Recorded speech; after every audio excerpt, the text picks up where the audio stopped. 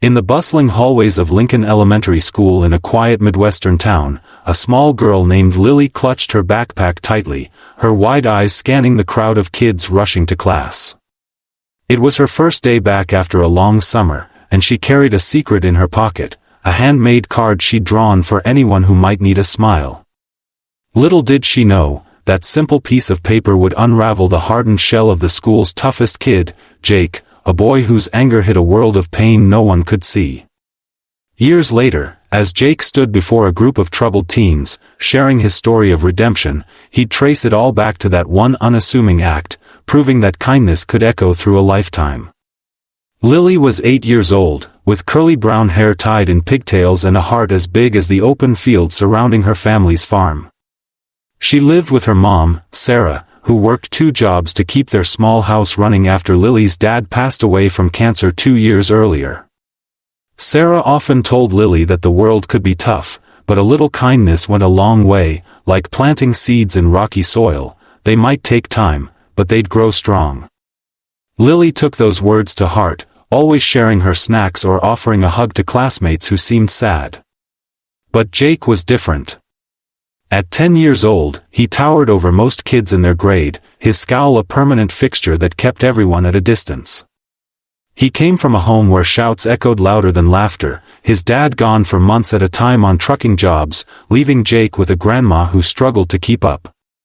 School was his battlefield, where he pushed kids in line, stole lunches, and mocked anyone who showed weakness. Teachers whispered about his potential, but his outbursts landed him in detention more often than not. The trouble started on a crisp autumn morning during recess. Lily sat alone on a swing, gently pushing herself back and forth, lost in thoughts of her dad. She missed how he'd push her higher, laughing as the wind rushed past.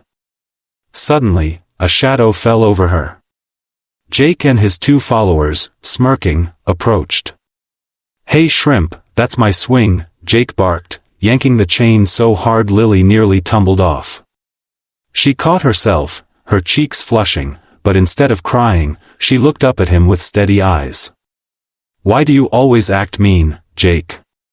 she asked softly. Her voice wasn't accusatory, just curious, like she genuinely wanted to understand. Jake froze for a split second, unused to anyone talking back without fear. His friends laughed, egging him on, and he shoved her backpack to the ground, scattering her crayons and papers. "Get lost," he snarled, claiming the swing as the bell rang. Lily picked up her things without a word, but as she walked away, a tear slipped down her cheek, not from anger, but from wondering what made someone so unhappy. Days turned into weeks, and Jake's bullying escalated. He'd trip kids in the cafeteria, hide their books, and once even poured water on Lily's art project during class, ruining the picture she'd drawn of her family. The teacher, Mrs. Anderson, a kind woman with graying hair and a soft southern drawl from her Georgia roots, pulled Jake aside more than once. "What's going on with you, young man?" she'd ask, her voice laced with concern. But Jake would shrug, muttering excuses, his eyes darting away. At home, things were worse. His grandma's health was failing, and bills piled up like autumn leaves. He felt invisible, lashing out at school because it was the only place he could control. Lily, though, didn't fight back. Instead, she observed him quietly. One lunchtime, she saw Jake sitting alone, poking at a meager sandwich, his usual bravado gone. His friends had ditched him after he snapped at them too harshly. Lily's mom had packed her an extra apple that day, shiny and red from their backyard tree. Without overthinking, she walked over and placed it on his tray. "Here," she said simply. "You look like you could use something sweet." Jake stared at the apple, then at her, his face twisting in confusion. "What do you want?" he grumbled. "Nothing," Lily replied with a small smile. "Just thought it might make your day better." She turned and left before he could respond, her heart pounding but steady. That apple haunted Jake. No one had ever given him something without strings attached. At home that night, as his grandma coughed in the next room, he bit into it, the crisp juice surprising him with its freshness. For the first time in months, a flicker of warmth pierced his chest, but he pushed it down, convincing himself it meant nothing. The next day, he targeted Lily again, this time knocking her books from her arms in the hallway. Papers flew everywhere, and kids snickered.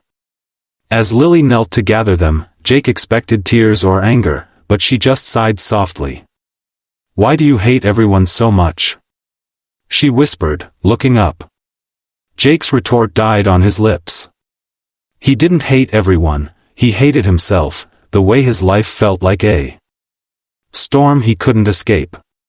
He stormed off, but her words lingered like a stubborn echo. The emotional twist came during the school's fall festival, a community event with hayrides, pumpkin carving, and booths selling homemade treats. Lily's mom volunteered at the bake sale, her apple pies drawing a crowd. Jake showed up with his grandma, who insisted on going despite her frailty, wheeling her oxygen tank along the gravel paths. As the evening wore on, a sudden rainstorm hit, turning the grounds to mud. Chaos ensued, people scrambling for cover, tents collapsing. In the rush, Jake's grandma slipped, her tank tipping over, leaving her gasping on the wet grass. Panic surged through Jake, he froze, helpless, as onlookers hesitated. Then Lily appeared, her rain-soaked dress clinging to her small frame. Without hesitation, she knelt beside the elderly woman, righting the tank and adjusting the tubes with gentle hands, skills she'd learned helping her dad during his illness. "It's okay," she murmured soothingly. "Breathe slow, like this." She demonstrated deep inhales, her voice calm amid the storm. Sarah rushed over with an umbrella, and together they got Jake's grandma to safety under a pavilion, where paramedics soon arrived. Jake watched in stunned silence, his tough exterior cracking like thin ice. "Why would you help her?" he asked Lily later, as the rain eased and stars peeked through clouds. She shrugged, wiping mud from her hands. "Because she's a person, and people need help sometimes. And maybe you do too." Her words hit like a thunderclap, exposing the loneliness he'd buried deep. Tears welled in his eyes, the first he'd allowed in years. "I'm sorry," he choked out. "For everything." Lily nodded, pulling the handmade card from her pocket, the one she'd carried since the first day. It was a drawing of a sun breaking through clouds, with words scribbled in crayon, "Kindness makes the world brighter." She handed it to him. "Everyone deserves a second chance," she said. From that day, Jake changed. He apologized to the kids he'd hurt, starting with Lily. Mrs. Anderson noticed, pairing them for projects where Jake's hidden smarts shone through. He visited Lily's farm, helping with chores, and in turn, Sarah invited him for dinners, filling the void in his life. His grandma's health improved with community support sparked by the festival incident, and Jake found strength in vulnerability. The simple gesture, an apple, a helping hand, a card, had planted seeds of compassion in his heart, growing into a lifelong commitment to kindness. Years passed, and Jake grew into a man who mentored at-risk youth, sharing how one little girl's unwavering empathy had saved him from a path of isolation.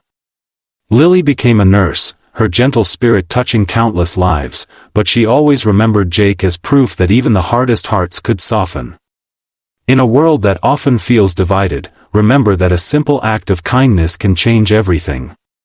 If this story touched your heart, give it a like, subscribe to Pure Kindness Stories for more uplifting tales, and share it with someone who needs a reminder of hope today.